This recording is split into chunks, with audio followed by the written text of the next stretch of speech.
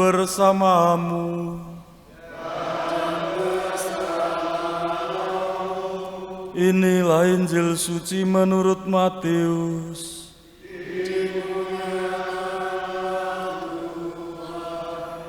Sekali peristiwa pergilah seorang dari ke-12 murid itu yang bernama Yudas Iskariot kepada imam-imam kepala.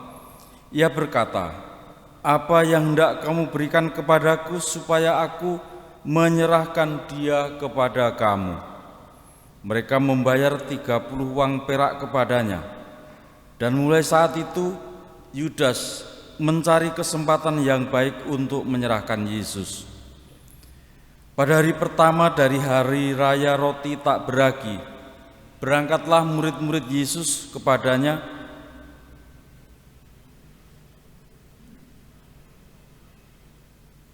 dan berkata, "Di manakah engkau kehendaki kami mempersiapkan perjamuan Paskah bagimu?" Jawab Yesus, "Pergilah ke kota kepada si Anu dan katakanlah kepadanya, beginilah pesan guru, waktu hampir tiba. Di dalam rumahmulah aku mau merayakan Paskah bersama-sama dengan murid-muridku." Lalu murid-murid melakukan seperti yang ditugaskan Yesus kepada mereka dan mempersiapkan Paskah. Setelah hari malam, Yesus duduk makan bersama dengan ke-12 murid itu. Dan ketika mereka sedang makan, ia berkata, "Aku berkata kepadamu, sesungguhnya seorang di antara kamu akan menyerahkan aku." Dan dengan hati yang sangat sedih berkatalah mereka seorang demi seorang kepadanya, "Bukan aku ya Tuhan." Yesus menjawab, "Dia yang bersama-sama dengan aku mencelupkan tangannya ke dalam pinggan ini, dialah yang akan menyerahkan aku. Anak manusia memang akan pergi sesuai dengan yang ada tertulis tentang dia, tetapi celakalah orang yang olehnya anak manusia itu diserahkan. Adalah lebih baik bagi orang itu sekiranya ia tidak dilahirkan." Yudas yang hendak menyerahkan Yesus itu menyahut, "Bukan aku ya Rabi." Kata Yesus kepadanya, "Engkau telah mengatakannya." Demikianlah sabda Tuhan. Terpujilah Kristus. Saudara sekalian, dua kepribadian yang bertolak belakang ditampilkan dalam bacaan-bacaan kita.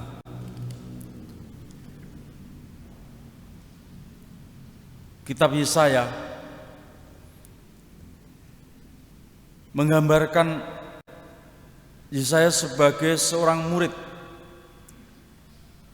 sementara dalam Injil ke-12 orang yang bersama Yesus adalah ke-12 murid Yesus sendiri. Dan dari kitab Yesaya digambarkan dia sebagai seorang murid yang supaya dengan perkataanku aku dapat memberi semangat baru kepada orang yang letih lesu. Setiap pagi ia mempertajam pendengaranku untuk mendengar seperti seorang murid. Tuhan Allah telah membuka telingaku dan aku tidak memberontak, tidak berpaling ke belakang. Sementara murid Yesus yang bernama Yudas Iskariot, dia bukan datang untuk memberi semangat, tetapi dia untuk mengambil keuntungan, yakni membangun persekongkolan dengan imam-imam kepala dengan mengatakan, "Apa yang hendak kamu berikan kepadaku supaya aku menyerahkan dia kepadamu?" Dan imam-imam kepala memberi 30 uang perak kepadanya. Dari kitab Yesaya ada nuansa, ada nada di mana ia menjadi pembawa damai. Ia menyampaikan apa yang diberikan Tuhan untuk diteruskan kepada orang-orang yang patah semangat, yang letih lesu. Sementara Yudas merusak apa yang ada, yang terbangun dengan baik bersama Yesus. Dan Yesaya memberikan semangat sukacita bahkan kepada orang yang tidak dikenal, orang yang di luar lingkupnya. Sementara Yesus, katakanlah, dikhianati oleh muridnya sendiri, orang yang dekat, orang yang paling dekat, bahkan bersama dengan Yesus sendiri dalam perjamuan makan. Adakah orang semeja makan saling mengkhianati? Ternyata ada, yakni Yudas bersama murid-murid yang lain dan Yesus. Dan bagian terakhir dari kitab Yesaya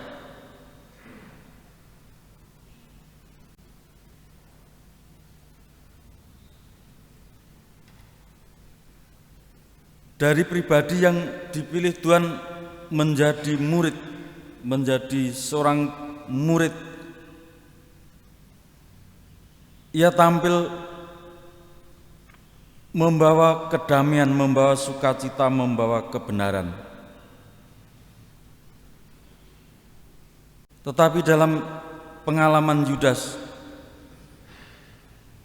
yang terjadi adalah kegelisahan dan ketidakdamaian.